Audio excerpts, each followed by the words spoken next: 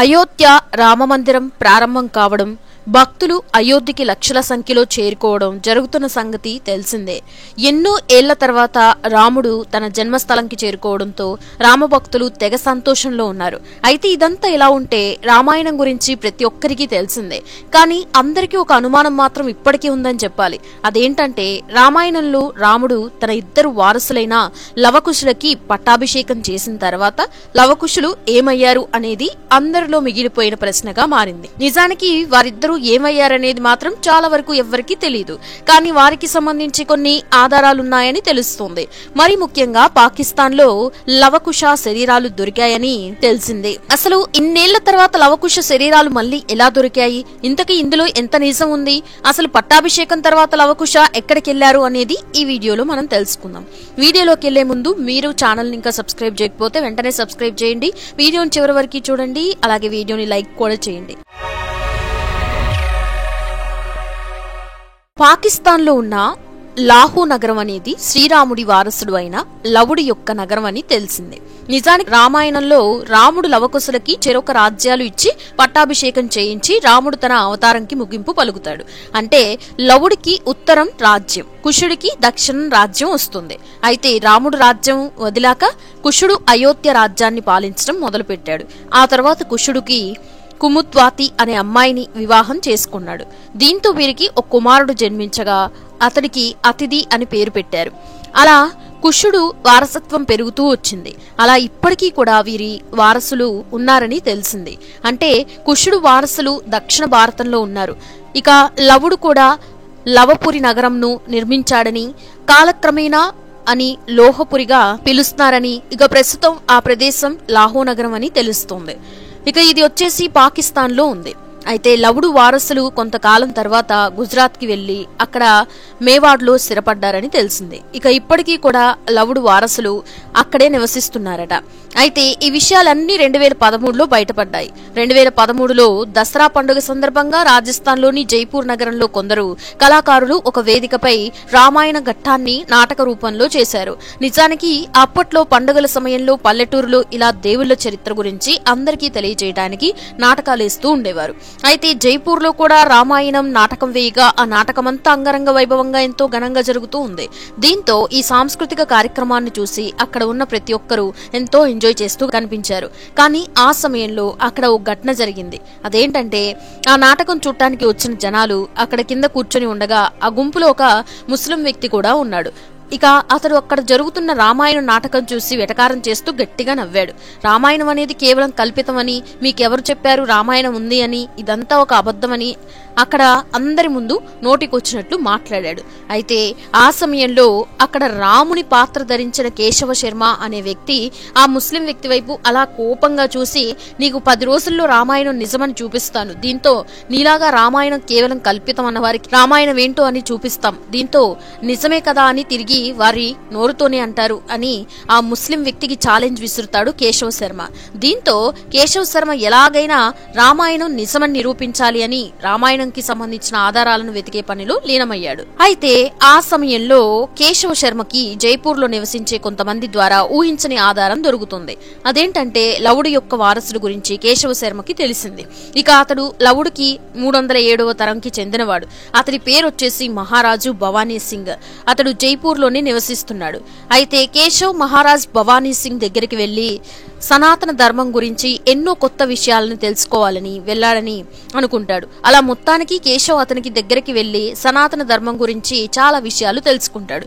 అంతేకాకుండా పాకిస్తాన్ లోని లాహోర్ నగరాన్ని కూడా శ్రీరాముని వారసులే స్థాపించాడని నిజాన్ని కూడా తెలుసుకుంటాడు. దాంతో కేశవ్ పాకిస్తాన్ కి వెళ్లి అక్కడ దాగి ఉన్న రామాయణ రహస్యాలను కనిపెట్టి రామాయణం కల్పితం కాదు అనే విషయాన్ని నాస్తికులకి తెలియచేయాలనుకుంటాడు. కావాలంటే కేశవ్ ఆ ముస్లిం వ్యక్తికి రామాయణ సాక్ష్యాలను శ్రీలంక నుండి తెచ్చి చూపించొచ్చు. ఎందుకంటే శ్రీలంకలో రామాయణం నిజమని నిరూపించే ఎన్నో సాక్ష్యాలు చెక్కు చెదరకుండా అలాగే ఉన్నాయి కాబట్టి. కానీ కేశవ సనాతన ధర్మం కేవలం భారతదేశంలోనే కాదు, పూర్వం ప్రపంచమంతటా వ్యాపించి ఉండేదని, అలాగే ఈనాటి ముస్లిం దేశమైన పాకిస్తాన్ కూడా పూర్వం సనాతన ధర్మాన్ని పాటించేదని ముస్లిం వ్యక్తికి తెలియజేయాలనుకుంటాడు. దీంతో పాకిస్తాన్ కు వెళ్లాలని అనుకుంటాడు కేశవ శర్మ. కానీ కేశవ శర్మకి అక్కడే అసలు సమస్య ఎదురైంది. అదేంటంటే కేశవ శర్మ ఒక హిందూ వ్యక్తి పాకిస్తాన్ లో ఉన్న లాహోర్ నగరానికి వెళ్లడం అంటే అంత సులువు కాదు.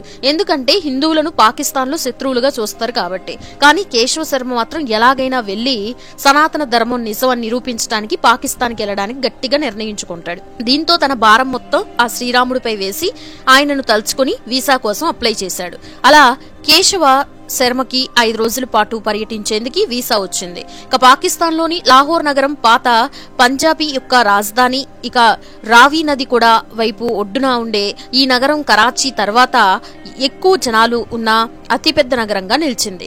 అందుకే అక్కడ ప్రజలు లాహోర్ నగరాన్ని పాకిస్తాన్ దేశపు గుండె అని పిలుస్తూ ఉంటారు. ఎందుకంటే ప్రాచీన కాలానికి సంబంధించిన ఎన్నో విషయాలు, చారిత్రాత్మక కట్టడాలు లాహోర్ నగరంతో చాలా ముడిపడి ఉన్నాయి. ఇక శ్రీరామునితో కూడా లాహోర్ నగరం ముడిపడి ఉన్నందున విషయం తెలిస్తే ఎవరైనా ఆశ్చర్యపోవాల్సిందే. పైగా దీని గురించి ఆధారాలు చూపిస్తే కానీ ఎవరు కూడా అంత త్వరగా నమ్మలేరు. ఇక వాల్మీకి మహర్షి రచించిన రామాయణం ప్రకారం శ్రీరాముడు జలసమాధి అయ్యే ముందు తన పెద్ద కొడుకు అయిన లవుడికి ఉత్తర భాగాన్ని, రెండో కొడుకు అయిన కుషుడికి దక్షిణ భాగాన్ని అప్పగించాడన్న విషయం ఇదివరకే తెలుసుకున్నాం. ఇక కుషుడు దక్షిణ కౌశల్ ప్రాంతంలో కుషావతి నగరాన్ని నిర్మించాడు. ఇక లవుడు ఉత్తరంలో లాహోర్ నగరమును నిర్మించాడు. ఇక లాహోర్ ను పూర్వకాలంలో లవపురిగా పిలిచారని తెలిసింది. ఇక కేశవ శర్మ రామాయణ సాక్ష్యాలను వెతుక్కుంటూ లాహోర్ కు వెళ్ళగా అక్కడ ఉన్న కొన్ని పురాతన కోటల్ని చూపిస్తున్నప్పుడు తనకి అక్కడ లవుడు ఉన్న ఒక ప్రాచీన కోట కనపడగా అక్కడ ఒక పెద్ద గుడి కూడా ఉందని గమనిస్తాడు. అయితే నిజానికి 1947 ముందు పాకిస్తాన్ భారతదేశంలో ఒకటిగా ఉన్న సమయంలో సిక్కులు ఈ కోటను నిర్మించారని తెలిసింది. ఇక పాకిస్తాన్ భారతదేశం విడిపోయిన తర్వాత పాకిస్తాన్ లో మొత్తం ముస్లింలు ఉండడంతో ఈ ఆలయాన్ని పట్టించుకునేవారు లేకపోవడంతో ఇది పూర్తిగా మూతబడింది. అయితే కేశవ శర్మ ఎవరికీ తెలియకుండా పాడుబడ్డ కోటలోకి ప్రవేశించగానే అక్కడ ఒక దృశ్యాన్ని చూసి తన్ని తాను మైమరిచిపోయాడు. ఎందుకంటే ఆయన ఆ కోటలో చెక్కు చెదరకుండా ఉన్న లవుడి యొక్క సమాధిని చూసి ఆశ్చర్యపోయాడు. అంతేకాకుండా అక్కడే ఆయనకి ఆలయ గోడలపై కొన్ని అక్షరాలు కూడా కనిపించాయి. ఇక కేశవ శర్మ అది చూసి చదవడంతో అక్కడ లాహోర్ నగరాన్ని పూర్వం లవపురి అనే పేరుతో పిలుచుకునేవారని ఉంది. ఇక దీనిని కేశవ శర్మ స్వయంగా దగ్గరుండి చూడటంతో చాలా సంతోషంగా పొంగిపోయాడు. ఇక వెంటనే తనతో పాటు తెచ్చుకున్న కెమెరాతో ఆధారాలని బంధించాడు. అక్కడ ఉన్న మరికొన్ని ఆధారాలను కెమెరాలో రికార్డు చేసుకుని తిరిగి భారతదేశానికి వచ్చాడు. ఇక కేశవ శర్మ ఏ మాత్రం ఆలస్యం చేయకుండా తాను రికార్డు చేసిన ఆధారాలను అందరి ముందు రామాయణం గురించి హేళన చేసిన ఆ ముస్లిం వ్యక్తికి చూపించడంతో ఆయన సనాతన ధర్మం గురించి తెలుసుకుని అక్కడే కంటనీరు తెచ్చుకుంటాడు. ఎందుకంటే ఆ ముస్లిం వ్యక్తి అప్పటి వరకు పాకిస్తాన్ ఒక ముస్లిం దేశం కావున అక్కడ కేవలం ఇస్లాం మాత్రమే ఉంటుందని అనుకున్నాడు. కానీ అక్కడ 1000 సంవత్సరాల ముందే హిందూ రాజ్యం ఉండేదని తెలియడంతో తన తప్పు తెలుసుకుని క్షమించమని చేతులు పట్టుకుని కోరాడు ఆ ముస్లిం వ్యక్తి. దీంతో కేశవ శర్మ కూడా అతనికి రామాయణం ఉందని నిజం చూపించినందుకు చాలా సంతోషపడతాడు. ఇక పాకిస్తాన్ లో ఉన్న లాహోర్ నగరం లవుడు నిర్మించాడని తెలిసింది. అయితే శ్రీరాముడి రెండవ కొడుకు అయిన కుశుడు దక్షిణ భాగాన్ని పరిపాలించగా ఆయన రాజ్యం ఇప్పుడు ఎలా ఉంది అనే విషయం మనం తెలుసుకుందాం. ఇక కుశుడు కుషావతి నగరంను నిర్మించగా అది ప్రస్తుతం ఛత్తీస్గఢ్ లోని బిలాస్పూర్ జిల్లాలో ఉంది. కుశుడు తన రాజ్యాన్ని దక్షిణం నుండి నలువైపులా వ్యాపింపజేశాడు. దీంతో థాయిలాండ్ రాజు కూడా ఈ రాజ్య వంశస్థులే అని తెలిసింది. అయితే కుశుడు దుర్జాయ అనే రాక్షసునితో యుద్ధం చేయగా కుశుడు దుర్జాయ చేతితో మరణించాడు. అయితే ఈ కుశుడు వంశానికి చెందినవాడే జైపూర్ లో ఉండే భవానీ సింగ్ అని తెలిసింది.